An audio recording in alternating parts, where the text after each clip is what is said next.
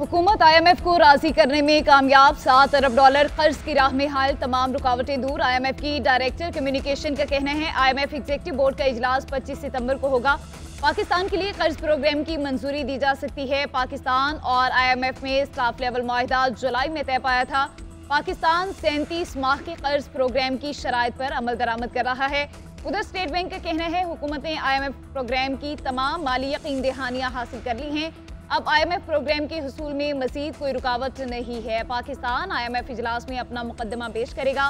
पाकिस्तान को रवा माली साल 26.20 अरब डॉलर अदा करने हैं। माली साल की अदायगियों में $16.3 अरब रोल ओवर होंगे।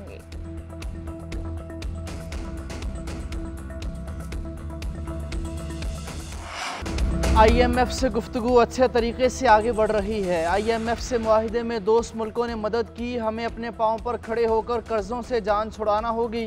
वज़ीर आज़म शहबाज शरीफ का वफाकी काबीना के इजलास में इज़हार ख्याल।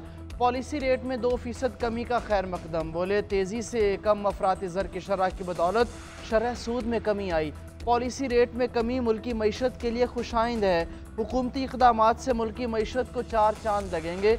पॉलिसी रेट कम होने से पाकिस्तानी मईशत पर सरमायाकारों का एतमाद बढ़ेगा, सरमायाकारी में इजाफा होगा। पॉलिसी रेट सिंगल डिजिट पर आ जाए तो बड़ी बात होगी। बिजली के शोबे और FBR में इस्लाहात पर काम कर रहे हैं। IMF के साथ तमाम मामलात खुशसलूबी से तय पा गए। वज़ीर ख़जाना मोहम्मद औरंगज़ेब का बयान। कहा वज़ीर आज़म शहबाज शरीफ IMF की मुज़ाकराती टीम ने कलीदी किरदार अदा किया। रवा माह IMF के बोर्ड के इजलास में इन मामलात को हतमी शक्ल दे दी जाएगी। मईशत इस्तेहकाम के बाद तरक्की की जानिब गामजन है। पॉलिसी रेट में कमी से मुल्क में सरमायाकारी और कारोबारी सरगर्मियों में इजाफा होगा। रोजगार के मौके पैदा होंगे। महंगाई की शरह में मुसलसल कमी के रुझान से आम आदमी को रिलीफ मिलना शुरू हो गया।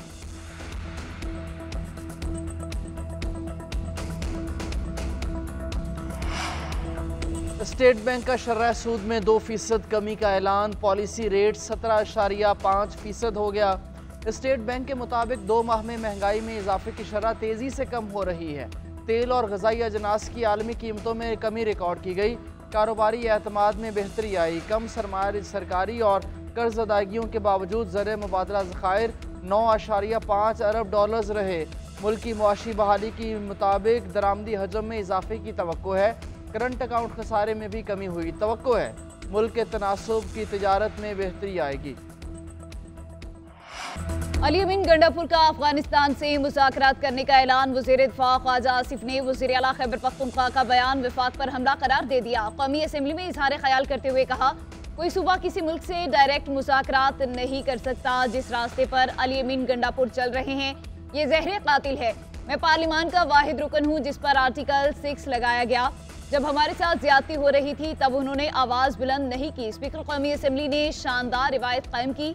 माजी में असद कैसे रिवायात का ख्याल रखते तो ये दिन देखना ना पड़ता। माहौल को खराब नहीं करना चाहिए। तारीख की दुरुस्तगी होनी चाहिए। पार्लियामेंट से अरकान की गिरफ्तारियों के खिलाफ अपोजिशन का कौमी असम्बली में एहतजाज। गिरफ्तार अरकान को प्रोडक्शन ऑर्डर्स पर ऐवान में लाया गया। अपोजिशन लीडर उमर अयूब कहते हैं शेर अफजल मरवत को पुलिस मुकाबले में कत्ल की धमकी दी गई। शेख वकास अकरम जैन कुरैशी को धमकाया गया। एजेंसीज वाले किसकी इजाज़त से आए, पार्लियामेंट को ही बंद कर दें। असद कैसर बोले तमाम इदारे आइन की हदूद में रहें। इदारे हदूद से बाहर जाएंगे तो पाकिस्तान के लिए ख़तरा हो सकता है। जिस तरह दीगर इदारे मुक़द्दस हैं ये पार्लियामेंट उनसे ज़्यादा मुक़द्दस है। एक तरमीम के लिए हरबे इस्तेमाल हो रहे हैं। हमारे MNAs को ख़रीदा जा रहा है। कानून साजी इस तरह होगी तो कोई मानेगा क्या? चीफ जस्टिस इस तरह की कानून साजी के बाद तौसीह लेंगे? स्पीकर कौमी असम्बली अयाज सादिक बोले आपकी बातों से लग रहा है मैं जिम्मेदार हूँ। अब मुझे सोचना पड़ेगा कि मुझे यहाँ रहना है या नहीं।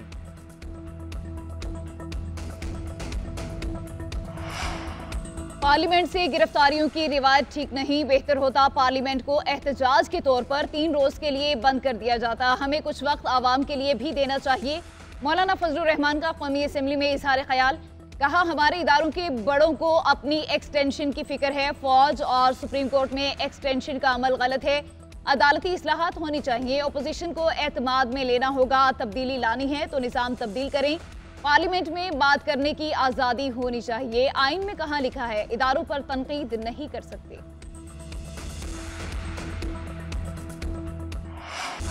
चार्टर ऑफ पार्लियामेंट के लिए बनी खुसूसी कमेटी का पहला इजलास अरकान पहले ही दिन आपस में उलझ पड़े। ख्वाजा आसिफ की पीटीआई कायदीन से तल्ख कलामी, वजीर दिफा कुर्सी से उठ गए। महमूद अचकजई और मौलाना फजलुर रहमान का ख्वाजा आसिफ को बैठने का मशवरा।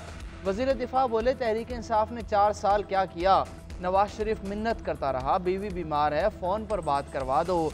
सेनेट इलेक्शन में प्रोडक्शन ऑर्डर पर ऐवान में आया, अपोजिशन लीडर के चैम्बर में फैज़ हमीद का फ़ोन आया, 3 वोट यूसुफ रजा गिलानी के खिलाफ देने का कहा गया। तब सब ठीक था, अब सब गलत है। चेयरमैन पीटीआई बैरिस्टर गौहर बोले खूब गिले शिकवे किए। चेयरमैन कमेटी खुर्शीद शाह और मौलाना फजलुर रहमान ने माजी की बातों से आगे बढ़ने की तजवीज़ दे दी।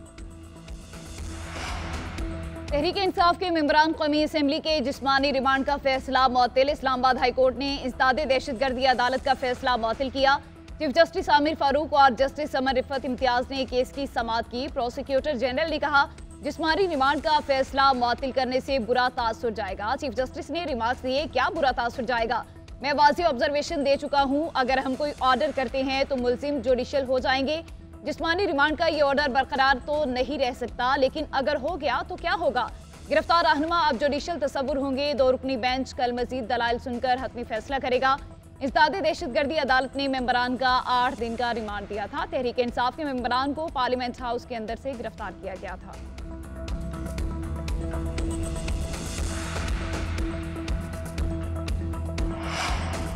पार्लियामेंट से गिरफ्तारियों पर वज़ीर आज़म और वज़ीर दाखिला को इस्तीफ़ा देना चाहिए। हमारे सब्र का पैमाना लबरेज हो गया, इनकलाब आ रहा है। पीटीआई के सेनेटर अली जफ़र का सेनेट में इज़हार ख्याल। बानी पीटीआई का पैगाम है, हम लाहौर का जलसा ज़रूर करेंगे, एनओसी मिले या ना मिले। लीगी सेनेटर इरफान सिद्दीकी बोले पार्लियामेंट में गिरफ्तारियों की तहकीकात होनी चाहिए, ऐसे वाक़यात पार्लियामेंट का कद ऊंचा नहीं करते। बोले ऐसे वाक़यात किसी भी हुकूमत के माथे का झूमर नहीं बनते, काश उस वक्त कोई आइन की आवाज़ उठाता। सेनेटर शहरी रहमान ने कहा कि अली अमीन गंडापुर की ज़ुबान कहाँ से काबिल कबूल थी, अपना रवैया तब्दील करें, मुआफ़ी मांगें, पार्लिमानी सियासत को मज़ीद सीखें। पार्लियामेंट से अरकान असम्बली की गिरफ्तारी के खिलाफ मुज़म्मती करारदाद सेनेट में मुत्तफ़िक़ा तौर पर मंजूर। जेयूआई और बीएनपी मेंगल का अदलिया से मुतालिक तरमीम का मुखालफत का फैसला। जेयूआई आईनी तरमीम के हक में वोट नहीं देगी। सेनेट में जेयूआई के पार्लिमानी लीडर्स मौलाना अताउर रहमान का पार्टी सेनेटर्स को मरासला। मौलाना अताउर रहमान का कहना है आजकल पार्लियामान में दस्तूर में तरामीम की बात की जा रही है, ये तरामीम मुमकिन तौर पर अदलिया से मुतालिक हो सकती हैं। इन तरामीम को अभी तक पब्लिक नहीं किया गया। जमाती फैसले के मुताबिक बगैर इजाजत तहरीरी किसी दस्तूरी तरामीम के हवाले से वोट नहीं करेंगे। बीएनपी के जराए जुडिशल पैकेज से मुतालिक किसी भी हुकूमती या निजी आईनी तरमीम बिल की हिमायत नहीं की जाएगी। सेनेट में बीएनपी की 2 नशिस्तें हैं।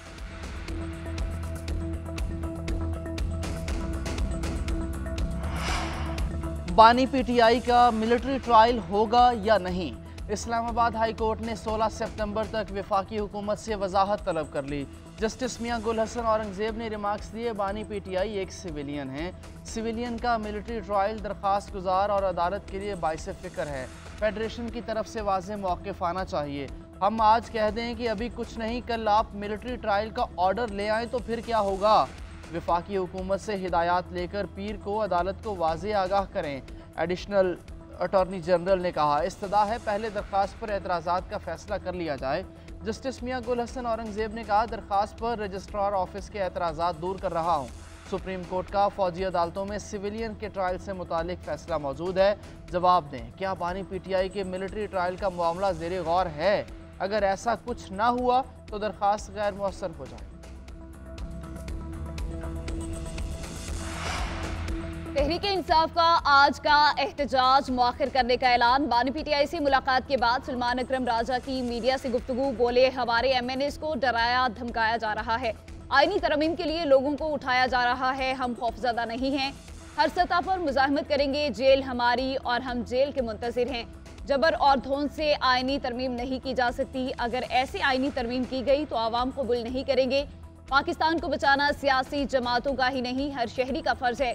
हमारा सारा फोकस लाहौर में 21 सितंबर के जलसे पर है।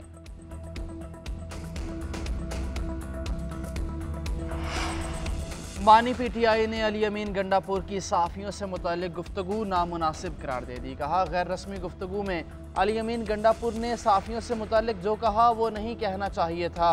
सहाफ़ी दबाव के बावजूद जिहाद कर रहे हैं। लगता है अली अमीन गंडापुर जोश खिताबत में कुछ ज़्यादा बोल गए। अच्छे बुरे लोग हर शोबे में मौजूद हैं। मेरे पास सिर्फ PTV दस्तयाब है और सोशल मीडिया तक रसाई नहीं। मुझसे सिर्फ उस बारे पूछा जाए जो मेरे इल्म में है। 190 मिलियन पाउंड्स केस में बानी पीटीआई की बरियत की दरख्वास्त मुस्तरद। अदालत की वकला सफाई को नैब के तफ्तीशी ऑफिसर पर जिरा मुकम्मल करने की हिदायत। बानी पीटीआई के वकील चौधरी जहीर अब्बास ने बरियत की दरख्वास्त पर दलाइल दिए। वकील ने मौक़िफ़ इख्तियार किया। अल-कादिर यूनिवर्सिटी में बानी पीटीआई का कोई अमल दखल नहीं, ये एक ट्रस्ट है। बानी पीटीआई ने कोई ज़ाती फ़ायदा नहीं लिया। नैब प्रोसिक्यूटर ने अदालत को बताया बानी पीटीआई ने काबीना को अंधेरे में रखा, हक़ाइक़ से आगाह नहीं किया। उधर तोशाखाना केस 2 में अहम पेशरफ। तहकीकात के लिए FI की JIT तश्कील दे दी गई। 3 रुकनी JIT ने बानी पीटीआई को 16 सितंबर को तलब कर लिया। टीम ने नैब से केस का तमाम रिकॉर्ड हासिल कर लिया। नैब की JIT को केस के हवाले से ब्रीफिंग। बानी पीटीआई को पेश ना किया गया तो JIT तहकीकात करने अडियाला जेल जाएगी। तोशाखाना 2 केस में स्पेशल जज सेंट्रल अमजद इकबाल रांझा तब्दील। केस की समाअत शाहरुख अर्जमंद करेंगे।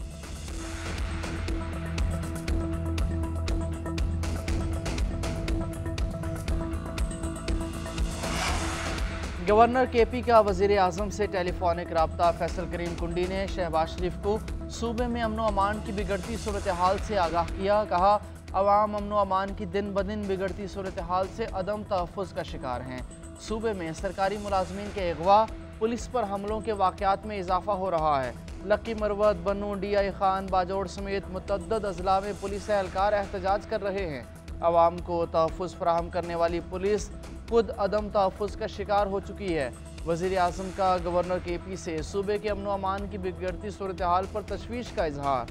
वफाकी वज़ीर दाखिला गवर्नर KP के साथ मिलकर सूबे का अमन व अमान यकीनी बनाने के लिए फ़ौरी इक़दामात उठाने का फैसला।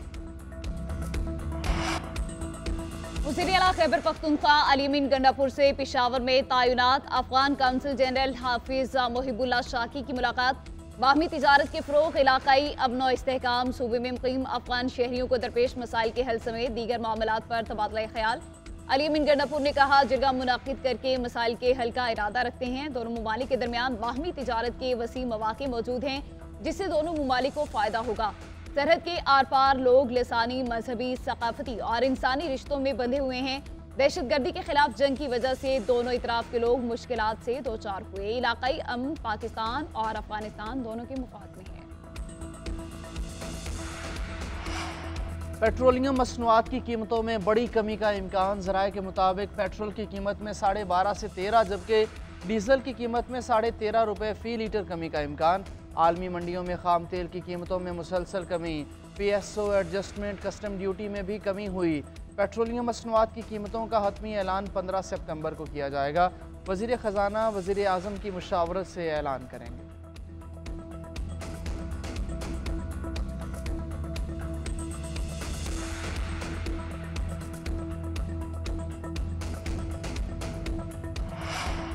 हुकूमत की मिनी बजट की तैयारियां। फेडरल बोर्ड ऑफ रेवेन्यू का मिनी बजट के जरिए टैक्सेशन इक़दाम करने का फैसला। टैक्स नादहिंदगान के अकाउंट मुंजमद गाड़ियां और जायदाद नहीं खरीद सकेंगे। बिजली और गैस के कनेक्शन काटने जैसे इक़दाम भी शामिल होंगे। ज़राए के मुताबिक FBR ने 6 मिलियन रिटर्न फाइलर्स में से 2 मिलियन नील फाइनल्स की निशानदही कर ली। FBR को माली साल 2024-25 के पहले 2 माह में टैक्स कलेक्शन में कमी का सामना रहा।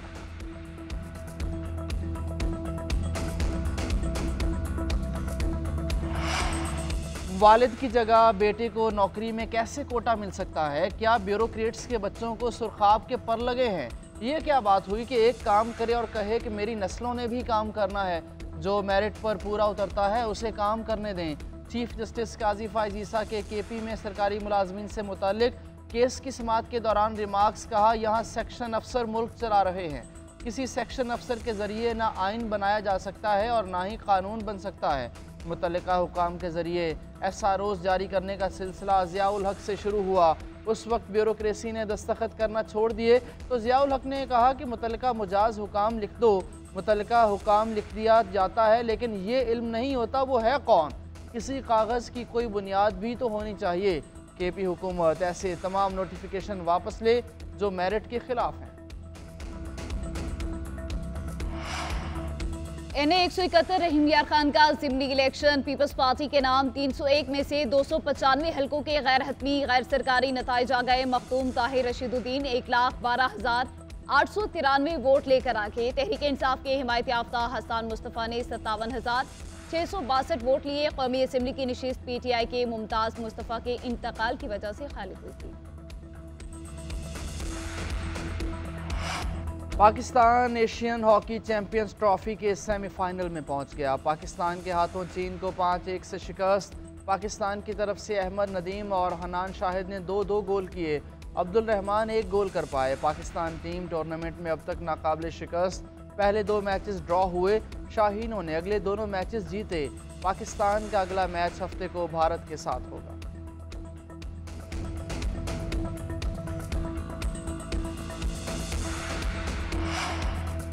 चैंपियंस कप का इफ्तिताही मार्का मार्कोर्स ने पैंथर्स को 160 रन से शिकस्त दे दी। 348 रन के पहाड़ जैसे हदफ के सामने पैंथर्स ने 187 रन पर ढेर। मार्कोर का पैंथर्स पर लाठीचार्ज। पहले बैटिंग करते हुए 347 रन बनाए। कामरान गुलाम की 115 रन की शानदार इनिंग्स। तीसरी विकेट पर रिजवान के हमरा 133 रन की शिराकत। अब्दुल समद ने 25 गेंदों पर 62 रन जड़ दिए। इफ्तिखार अहमद की भी जारहाना निस्फ सेंचुरी। पैंथर्स की तरफ से इमाद बट ने 72 रन की इनिंग्स खेली।